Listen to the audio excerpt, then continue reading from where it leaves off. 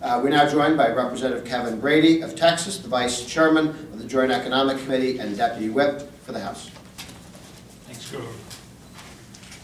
Well, first, thank you so much for Americans for Tax Reform holding this press conference, more importantly, though, leading on the need to lower our taxes and become more competitive as a nation year-round. These 2 weeks in front of April 15th is not a happy place in my home. As my wife digs up the receipts and insists that I do as well, it always drives home just how complex and how burdensome this tax code is. You know, it's bad enough that the way Uncle Sam taxes is frightening to most Americans. It's bad enough that it is so burdensome to families and especially small businesses. But our tax code is becoming so complex and so outdated that we are falling behind our global competitors, losing jobs here in America because we refuse to tackle the need for fundamental tax reform head on.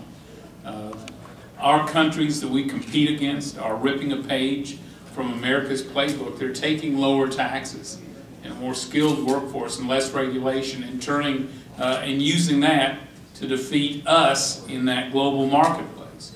We're losing jobs because other countries are moving forward with lower, more competitive taxes. It didn't used to be that way. The U.S. used to be #1 in competitive tax code. And not that long ago, we were much better than our average competitors in tax rates. But today, they have all moved lower. We remain very high with an outdated tax code that taxes our companies as they compete around the world.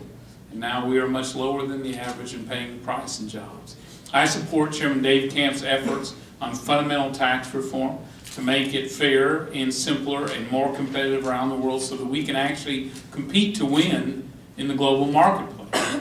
And as for President Obama, I always appreciate the speeches on tax reform, but speeches won't get it done. We don't need any more commissions. We don't need any more remarks.